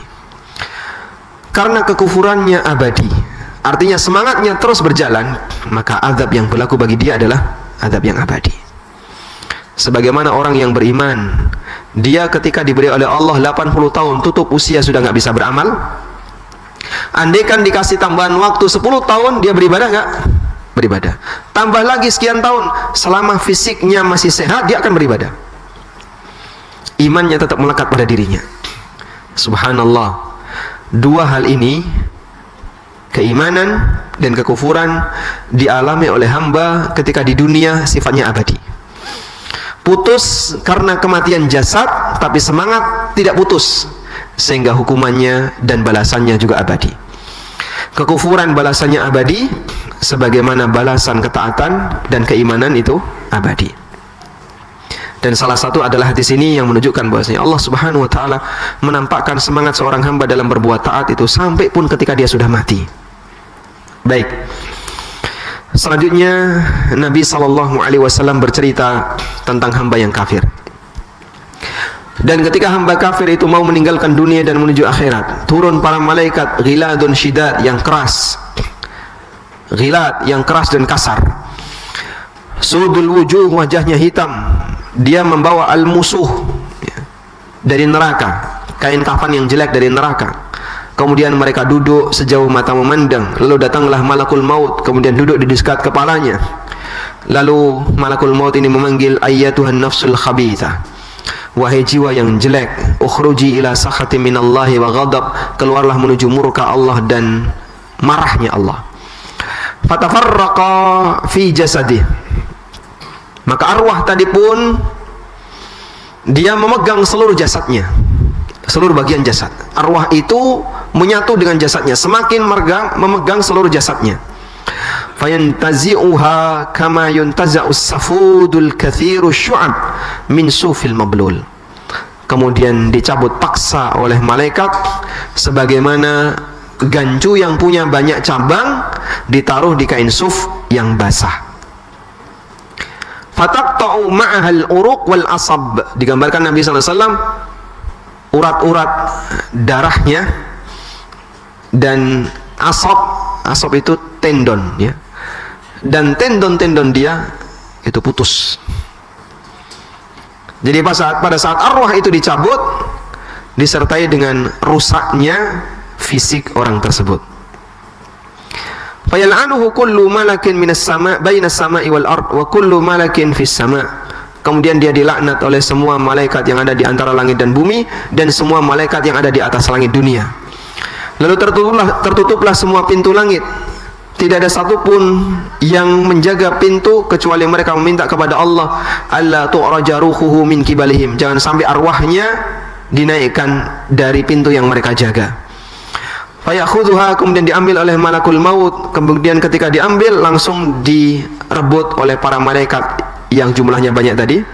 Kemudian dikasih kain musuh dan keluarlah aroma yang paling bau seperti baunya bangkai yang pernah ada di muka bumi. Lalu mereka naik ke bawah arwah ini. Setiap kali ketemu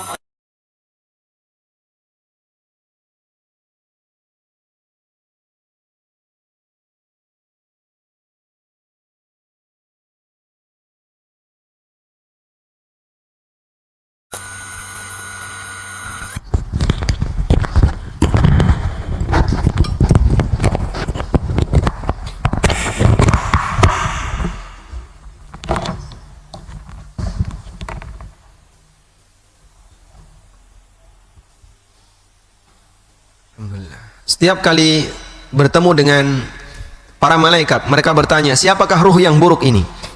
Fayaquluna, maka mereka menjawab, fulan bin fulan, dengan nama yang paling jelek yang pernah dia gunakan ketika di bumi. Sehingga kalau dia pernah dipanggil dengan binatang, maka malaikat ini akan memanggilnya dengan binatang. Hatta yuntaha bihi ila sama'i dunya, hingga dia tiba di langit dunia. Ketika dia minta dibukakan, tidak dibukakan untuknya. Lalu Rasulullah sallallahu alaihi wasallam bersabda, la tufattahu lahum abwabus sama' wa la yadkhulunal jannah hatta yalijal jamalu fi sammil khiyat. Arwah orang kafir tidak akan dibukakan pintu langit untuknya, dan mereka tidak akan masuk surga sampai ada onta yang masuk ke lubang jarum. Mustahil. Sehingga kita bisa lihat jamaah, tadi arwah orang mukmin yang baik bisa naik, arwah orang kafir dan orang jahat tidak bisa naik. Sebab keburukan itu tidak bernilai, sehingga tidak berhak untuk dimuliakan dengan cara dinaikkan. Fayaqulullahu azza wa jalla, lalu Allah Ta'ala berfirman, uktubu kitabahu fi sijjin fil ardi sufla, catatlah amalnya di sijjin. Apa makna sijjin? Fil ardi sufla, di lapisan bumi yang paling bawah. Kemudian dikatakan kepadanya, aidu abdi ilal ardi, kembalikan hambaku ke bumi, karena aku telah menyampaikan kepada mereka, dari bumi aku ciptakan mereka, dan ke bumi aku akan kembalikan mereka, dan dari bumi aku akan keluarkan mereka untuk sesi yang kedua. Terus apa yang dilakukan? Fatutrahu ruhuhu minas sama'i tarha hatta taqa'a fi jasadi. Ruh itu pun dibuang sampai tiba di jasadnya. Sehingga ruh mukmin dikembalikan ke jasadnya dengan cara diantar, ruh non muslim ini dibuang sampai kembali ke jasadnya. Lalu Nabi SAW membaca firman Allah, wa may yusyrik billah faka'annama kharra minas sama' fatakhtafu at-tayru aw tahwi bihi ar-rihu fi makanin sahiq. Barang siapa yang berbuat syirik kepada Allah, maka dia akan jatuh seolah-olah dia jatuh dari langit, lalu disambar burung atau diterpa angin ke tempat yang jauh. Dan itu kejadiannya ketika orang itu mati. Arwah orang kafir tadi dilemparkan dari langit dunia sampai tiba di jasadnya. Lalu setelah dia tiba di jasadnya, dia bisa mendengarkan suara sandal orang-orang yang mengiringinya ketika mereka pergi meninggalkannya. Kemudian datanglah dua malaikat dengan bentakan yang keras, lalu mereka pun membentaknya dan mendudukkannya. Fayaqulani lahu, lalu mulailah terjadi fitnah kubur, yaitu pertanyaan di alam kubur. Man rabbuka, ma dinuka, dan seterusnya. Coba kita lihat Pak, bagaimana jawabannya.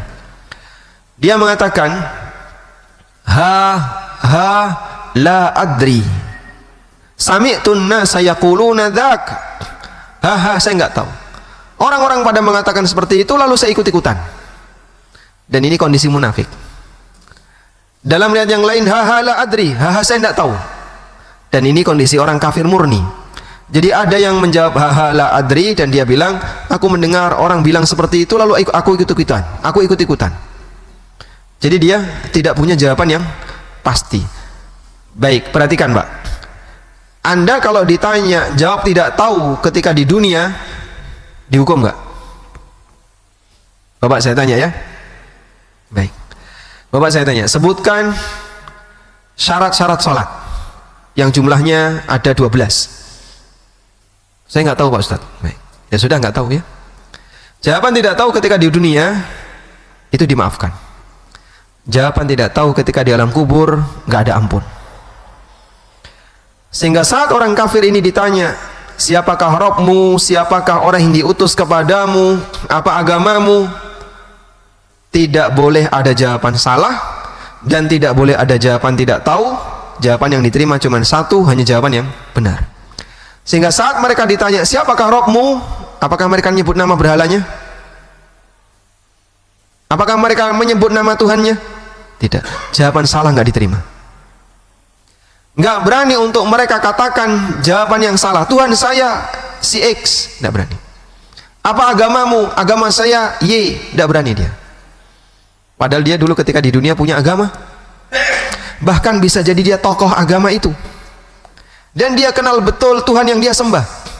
Bahkan dia punya biografi Tuhannya. Masya Allah, Tuhan ada biografinya, Pak. Tapi kenapa kok sampai dia tidak bisa menjawab pada saat ditanya di alam kubur? Karena pertanyaan di alam kubur tidak menerima jawaban salah. Dan tidak menerima jawaban tidak tahu. Sehingga saat dia ditanya, la adri, aku tidak tahu, maka fayuqal, dikatakan kepadanya, la daraita wa la talaut, kamu nggak tahu dan nggak mau belajar. Dan hadis ini ketika saya bacakan kepada jamaah ketika Jumatan, ini salah satu di antara dalil wajibnya belajar. Orang yang tidak belajar sehingga tidak tahu, jawaban tidak tahu tidak diterima. Pada saat ilmu itu sudah datang kepadanya, padahal itu bagian dari iman yang wajib untuk dia ketahui. Maka pada waktu orang ini menjawab saya tidak tahu, dibentak oleh malaikat, ma daraita wa ma talaut, kamu nggak tahu dan nggak mau belajar. Masya Allah. Padahal kalau di muka bumi ketika hidup di dunia, jawaban seperti ini dihargai, Pak. Fayunadi munadin minas sama kadzab, kemudian terdengar suara dari langit, dia berdusta. Fa'afrishu lahu minan nar, fa'afrishu lahu minan nar, bentangkan untuknya jalan menuju neraka, bukakan pintu neraka. Kemudian dibukalah pintu neraka dan dia mendapatkan panasnya neraka dan racunnya neraka. Wa yudayyaku alaihi qabrahu hatta takhtalifa fihi adla'uhu, kemudian kuburannya disempitkan sampai tulang rusuknya itu berserakan. Wa ya'tihi wa yumatsalu lahu rajulun qabihul wajhi, kemudian datang orang yang wajahnya buruk, pakaiannya buruk, bau, aromanya bau, dan dia mengatakan, absyir billadhi yasu'uka, kabar buruk bagimu, hadza yaumuka alladhi kunta tu'ad, ini adalah hari di mana kau dulu sudah disampaikan kepadamu. Kemudian orang ini bertanya, siapakah kamu? Wajahmu wajah yang mendatangkan keburukan. Lalu dia menjawab, ana amalukal khabith, aku adalah amalmu yang jelek. Fawallah, maka amalnya memberikan cacian kepadanya. Ma alimtu illa kunta bati'an an ta'atillah sari'an ila ma'siyatillah fajazakallaha syarran. Aku lihat kamu adalah orang yang semangat ketika melakukan maksiat, tapi ketika berbuat taat malas-malasan. Sehingga ketika ada celah untuk maksiat, gas, langsung dilakukan. Dan Nabi SAW memberikan gambaran orang yang hidup di akhir zaman yang nanti akan menjumpai matahari terbit dari barat, karakternya kayak gitu. Kata beliau SAW, semangat mereka dalam berbuat kemaksiatan itu seperti burung dan rubah. Seperti burung dan rubah. Kenapa seperti burung dan rubah? Digambarkan seperti burung dan rubah. Seperti rubah karena dia cerdas dalam mencari peluang. Seperti burung cepat ketika menyambar. Sehingga digambarkan oleh Rasulullah SAW dengan dua binatang ini seperti rubah dan burung elang. Ketika dia mau berbuat maksiat, cerdas mencari peluang, cepat dalam melakukan. Makanya kalau ada orang yang dia selalu berpikir untuk membuat sensasi maksiat yang baru, yang mungkin dulu tidak pernah dikenal, terus muncul belakangan, baru lagi muncul belakangan, itu karakter seperti ini.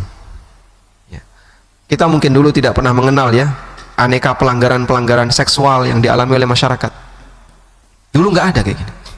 Muncul belakangan satu demi satu aneka pelanggaran dalam masalah kehormatan, pelanggaran dalam masalah harta orang lain.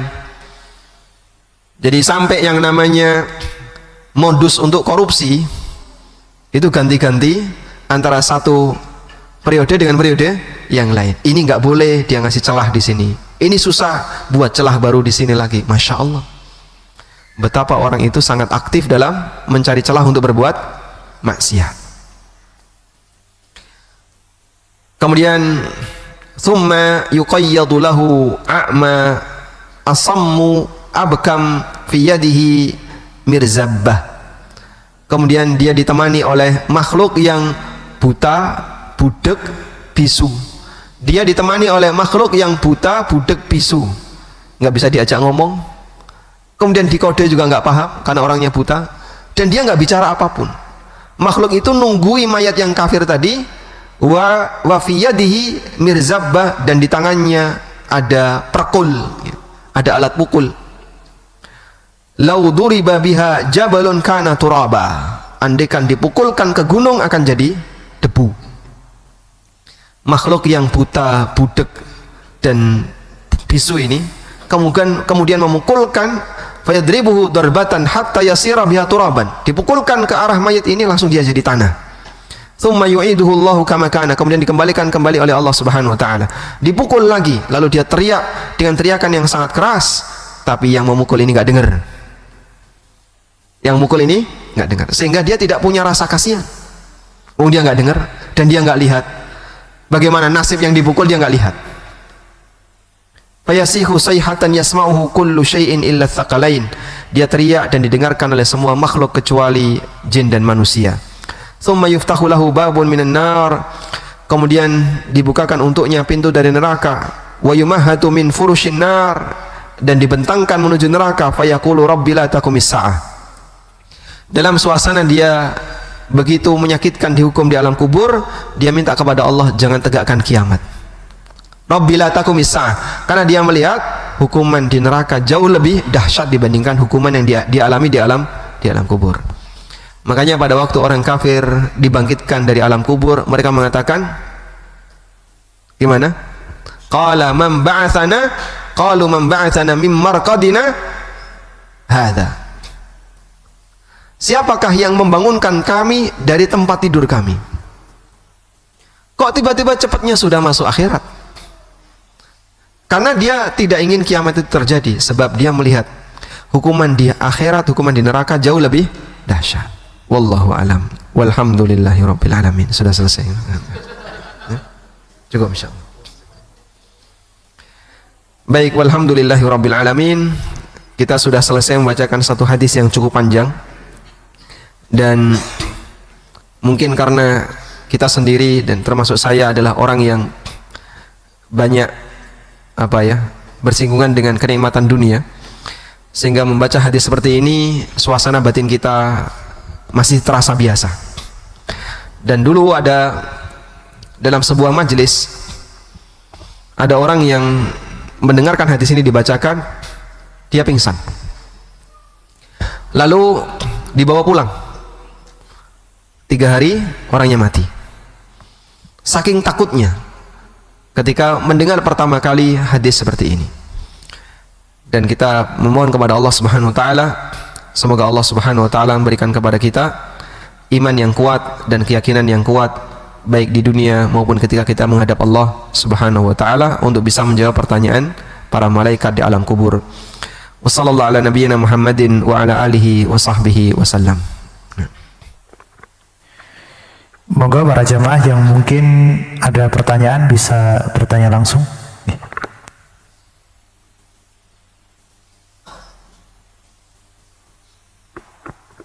Assalamualaikum warahmatullahi wabarakatuh. Waalaikumsalam warahmatullahi wabarakatuh. Sekarang ini menyoal masalah yang terkait hakikat dan makrifat dan nekat tadi, Ustaz. Ini saudara saya sendiri itu sedang mempelajari yang mirip seperti itu, bahkan meyakini beribadah seperti menyatu dengan alam semesta, menyatu dengan Tuhannya, istilahnya seperti itu yang disebutkan.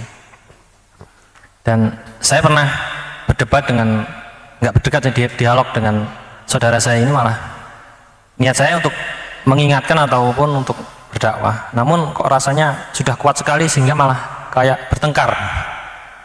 Jadi mohon nasihatnya. Saya akhirnya sekarang ini malah saya biarkan saja.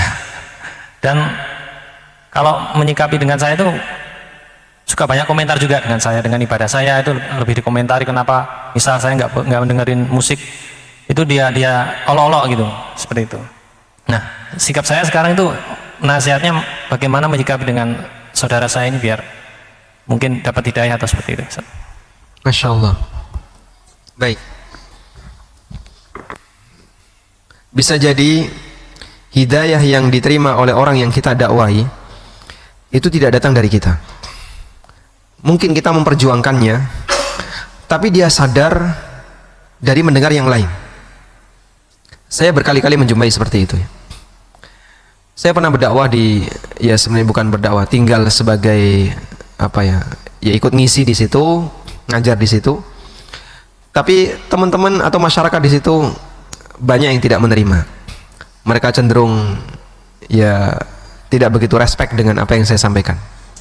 Baik. Sampai akhirnya saya meninggalkan tempat itu. Kemudian setelah sekian tahun berikutnya, orang yang dulu dengan saya sinis, gak suka, dan beberapa orang yang dulu menghindar, walhamdulillah sekarang jadi panitia kajian di tempat itu. Dia sudah mengenal sunnah dengan baik, kemudian dekat dengan masjid, dan akrab dengan kajian, bahkan jadi panitia kajian. Walhamdulillah, mungkin hidayah tidak Allah berikan melalui kami, Allah berikan melalui yang lain. Ya meskipun dulu kita berinteraksi, saat kesempatan khutbah Jumat, beberapa orang itu ada dan dia mendengarkan, tapi selesai itu mungkin gerendengan di belakang, nggak terima ya. Saat ketika kajian warga, mereka mendengarkan, tapi mereka tidak menerima. Walhamdulillah kemudian sekian tahun mereka menerima. Maka bisa jadi dakwah yang kita sampaikan, pada waktu kita sampaikan dia belum menerima, sehingga hidayah tidak hinggap pada dirinya tepat pada saat kita menyampaikannya. Tapi dia dapat hidayah dari jalur yang lain. Orang Taif sampai akhir dari perjuangan dakwah Nabi SAW, mereka masih kafir. Sehingga yang dulu Rasulullah SAW mengharapkan imannya dengan beliau tinggalkan Mekah lalu berangkat menuju Taif tanpa kendaraan. Terus saya bayangkan ya, waktu pertama kali ke Taif, Masya Allah kok jalannya naik kayak gini kan. Taif kan berapa ribu di atas permukaan laut ya. Masya Allah, dulu Rasulullah SAW jalan kaki ditemani oleh siapa Pak? Zaid bin Haritha. Ditemani oleh Zaid bin Haritha. Kenapa beliau tidak menggunakan kendaraan? Agar masyarakat tidak menyangka beliau telah hijrah meninggalkan kota Mekah, sehingga beliau jalan kaki tanpa kendaraan. Sehingga dalam posisi itu beliau tidak menunjukkan menyerah untuk berdakwah kepada orang musyrikin Mekah. Akhirnya ketika beliau berdakwah kepada masyarakat Taif, mereka menolak dengan kejadian yang seperti kita baca dalam sirah Nabawiyah. Lalu Taif kapan masuk Islam? Belakangan. Dan masuk Islamnya pun melalui proses penaklukan perang Taif ya. Sehingga bukan melalui proses menyampaikan hujjah lalu diterima baik-baik. Dan itu belakangan.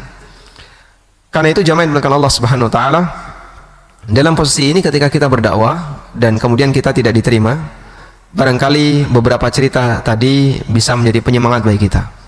Ada orang lain yang mungkin dakwahnya juga tidak diterima, dan ada sebagian orang yang ketika dia mendengar dakwah Nabi sampai nabinya meninggal dia belum masuk Islam. Sampai nabinya meninggal dia belum masuk Islam. Beberapa orang yang dulu memusuhi Rasulullah SAW terus minggat pergi, masuk Islamnya setelah itu. Setelah Nabi SAW wafat baru dia masuk Islam. Akhirnya dia tidak terhitung sebagai sahabat karena masuk Islamnya pasca wafatnya Nabi SAW, seperti di zaman Abu Bakar dan seterusnya.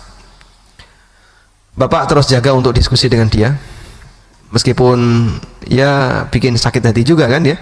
Kadang Anda harus debat, ngeladenin orang kayak gini, apalagi dia juga komentar-komentar miring dengan kita. Dan alasan-alasan yang kita sampaikan pasti nanti dia juga akan mempertahankan, sebab orang yang punya akidah dia akan berusaha untuk mempertahankan akidahnya. Baik, nanti begini saran saya, kalau ada pernyataan apa dari dia yang mungkin Anda kesulitan untuk memberikan counter dan jawaban, Anda konsultasikan ke Ustadz yang bisa ngasih jawaban. Wallahu a'lam. Nah, Silakan jika ada pertanyaan lagi, monggo.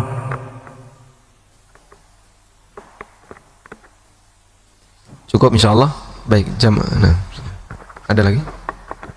Assalamualaikum warahmatullahi wabarakatuh. Waalaikumsalam warahmatullahi wabarakatuh. Mungkin kita pernah juga mendengar Ustaz, ada seseorang yang mati suri istilahnya Ustaz. Jadi beliau mati tapi akhirnya hidup kembali. Kemudian juga ada seorang teman juga bercerita bahwa setelah jeda kematian itu beliau sempat merasakan bahwa ruhnya itu dia sampai bisa naik ke atas langit sampai bisa melihat atap rumahnya segala macam. Nah itu bagaimana kami menyikapi kalau ada cerita dari orang yang mengalami mati suri bahwa dia sempat ke atas kemudian kembali lagi, itu apakah ada riwayat yang sahih Ustaz cerita seperti ini? Baik, kita punya keyakinan seperti ini Pak ya, bahwa orang yang sudah mati tidak mungkin hidup lagi. Itulah keyakinan dalam agama kita. Sedangkan khurafat yang dimiliki oleh orang-orang yang punya akidah menyimpang ya, mereka punya anggapan arwah itu bisa balik lagi. Ada yang punya anggapan arwah itu gentayangan selama 40 hari. Ada yang punya anggapan arwah ketika dicabut nanti bisa diperjuangkan untuk dikembalikan lagi. Sampai ada cerita bohong yang kita boleh sebut ini yang cerita nggak punya rasa malu ya, tapi itu ma'ruf. Jadi cerita ini tentang Abdul Qadir Jailani. Ada ibu-ibu yang nangis, lalu ditemui oleh Abdul Qadir. Kenapa kamu nangis? Anak saya baru saja meninggal wahai Syekh, dan arwahnya baru saja dicabut oleh malaikat. Kapan? Barusan. Akhirnya Abdul Qadir terbang nah, untuk menyusul malaikat yang pencabut nyawa tadi. Sudah? Ketemu, kemudian duel Pak. Duel. Nah, malaikat yang membawa arwah itu ternyata di belakangnya dia bawa bawa, kalau nelayan tuh bawa apa? Bawa keranjang ya. Bawa keranjang yang isinya banyak arwah yang dicabut di hari itu. Akhirnya ketika duel, keranjang itu tumpah.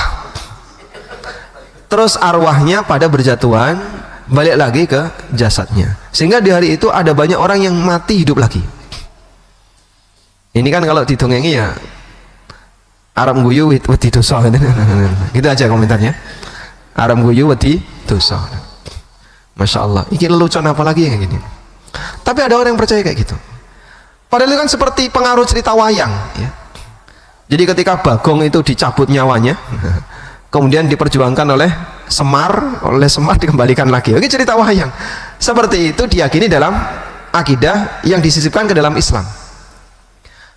Allah Subhanahu wa taala menegaskan di surat Al-Mu'minun ayat 99 dan 100. Hatta idza jaa ahadahumul mautu qala rabbirji'un. Sampai ketika datang kepadanya kematian, dia mengatakan, "Ya Allah, kembalikanlah aku. La'alli a'malu salihan fima taraktu." Kalla. Agar aku bisa beramal soleh yang belum sempat aku lakukan. Kalla, enggak mungkin. Sehingga orang yang mati tidak mungkin arwahnya dikembalikan. Innaha kalimatun huwa qailuha. Yang ngomong kayak gitu kan mereka itu orang-orang kafir, orang-orang musyrikin. Wa min waraihim barzakhun ila yaumi yub'atsun. Di belakang mereka ada barzakh sampai hari kiamat. Barzakh di sini apa, Pak? Hah? Alam kubur, alam barzakh. Kenapa disebut barzakh? Marajal bahraini yaltaqiyan bainahuma barzakhun la yabghiyan. Allah mempertemukan dua laut. Bainahuma barzakh. Di antara dua laut itu ada barzakh sehingga tidak bisa saling ketemu.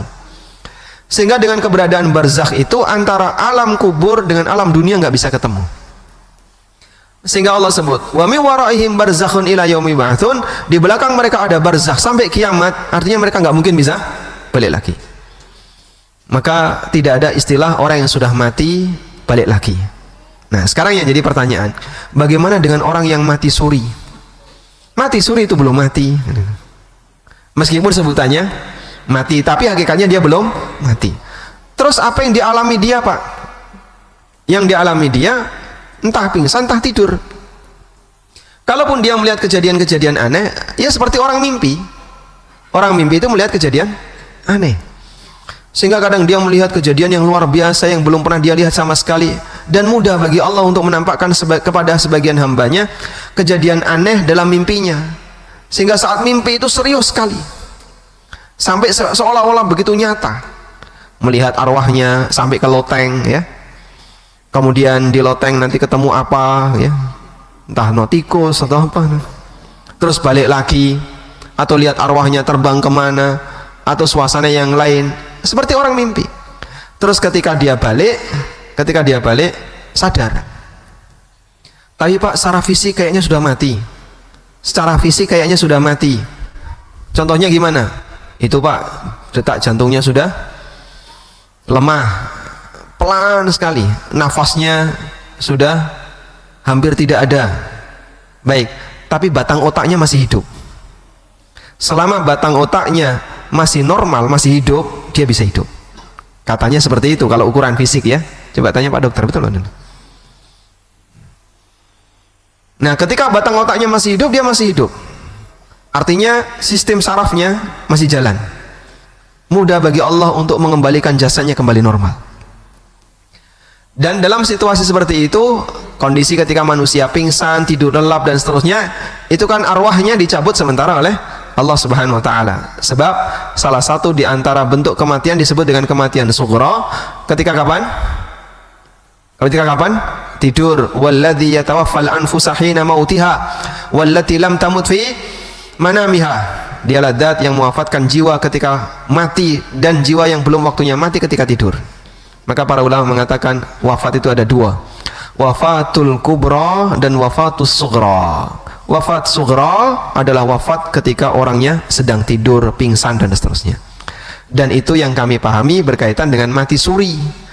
Sehingga mati suri itu bukan mati yang hakiki, tapi orangnya belum mati, tapi arwahnya menjumpai aneka kejadian yang aneh dan dia bisa cerita setelah itu. Wallahu a'lam. Nah.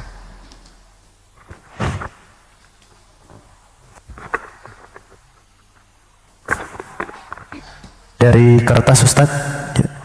Bismillah, Assalamualaikum warahmatullahi wabarakatuh Ustadz. Waalaikumsalam warahmatullahi wabarakatuh. Semoga Allah memberkahi Ustadz, keluarga dan semua jamaah. Ustadz, ana mau tanya, mana yang lebih baik kondisi seperti hari ini tadi? Kita sampai di homestay jam 1 siang, masih ada waktu zuhur. Mana yang lebih baik, sholat jamak qashar di awal atau jamak qashar di akhir, atau sholat tanpa jamak Ustadz? Baik. Kalau Anda bertanya bagi musafir, mana yang lebih baik, jamak takdim ataukah jamak takhir? Jawabannya menyesuaikan kebutuhan. Sehingga ketika musafir mendapatkan rukhsah untuk menjamak, maka kapan waktu dia menjamak kembali kepada kebutuhan. Mana yang paling nyaman bagi dia? Karena dua-duanya rukhsah, mau takhir mau takdim silahkan, dua-duanya rukhsah. Sehingga kalau menurut dia takdim lebih mudah, silahkan takdim. Sebaliknya kalau menurut dia takhir lebih gampang, silahkan takhir. Menyesuaikan apa yang paling mudah bagi dia. Wallahu a'lam. Surabaya sudah maghrib? Surabaya sudah ya? Baik.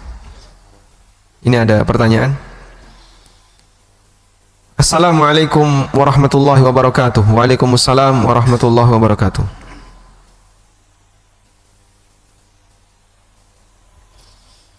Mohon penjelasan tentang melazimkan membaca surat Al-Mulk pada waktu malam, meliputi tata cara baca, apakah hanya dibaca dan apakah tidak mendapatkan pertanyaan-pertanyaan kubur. Nah, tentang fadilah surat Al-Mulk, di mana orang yang membaca surat Al-Mulk di malam hari akan bebas dari fitnah kubur. Kesimpulannya, hadisnya banyak sekali tentang itu, dan kesimpulannya adalah hadisnya hasan, sehingga insya Allah bisa jadi dalil. Meskipun ada beberapa riwayat yang statusnya dhaif, tapi ada riwayat yang statusnya masih bisa terangkat sampai derajat hasan. Karena itu dianjurkan untuk membaca surat Al-Mulk di setiap malam, dari mulai maghrib sampai subuh. Waktunya kapan terserah, sebelum tidur lebih baik. Kemudian tentang tata caranya hanya membaca ya, dan membaca itu idealnya adalah diiringi dengan tadabbur. Sebab di antara tujuan Al-Quran diturunkan adalah liyadabbaru ayatihi, maka Anda lakukan tadabbur sebisanya. Untuk itu sesekali waktu mungkin Anda bisa membaca terjemahan, agar pada waktu membaca bisa sambil melakukan tadabbur. Di mana Allah meletakkan arwah mukmin yang punya utang dan belum terbayar? Wallahu a'lam kalau kaitannya dengan utang saya tidak tahu ya. Tapi kalau penjelasan mengenai arwah mukmin berada di burung-burung di surga. Arwah syuhada di tembolok burung-burung hijau, sedangkan arwah mukmin ada di tembolok burung-burung yang lain arwah syuhada bertengger di bawah arsy, sedangkan arwah mukmin, burung-burung tadi bertengger di pepohonan yang ada di surga. Bolehkah zakat kita berikan kepada ahli waris yang menanggung utang orang tua yang sudah meninggal? Keterangan ahli waris sama dengan fuqara masakin. Mungkin yang dimaksud adalah saudara ya, yang masih menjadi ahli waris dari orang tua kita. Zakat diberikan ke saudara boleh, karena saudara tidak wajib kita nafkahi, sehingga nggak masalah Anda berikan zakat ke kakak atau adik. Wallahu alam. Baik, walhamdulillahirabbil alamin. Demikian yang bisa kita bahas di kesempatan kali ini. Semoga Allah taala memberkahi apa yang kita pelajari. Allahumma anfa'na bima 'allamtana wa 'allimna ma yanfa'una warzuqna ilma. Allahumma inna nas'alukal huda wat tuqa wal afafa wal ghina. Allahumma zayyinna bizinatil iman waj'alna hudatan muhtadin. Wa sallallahu ala nabiyyina Muhammadin wa ala alihi wa sahbihi wa sallam. Wa akhiru da'wana alhamdulillahi rabbil alamin. Wassalamu alaikum warahmatullahi wabarakatuh. Waalaikumsalam warahmatullahi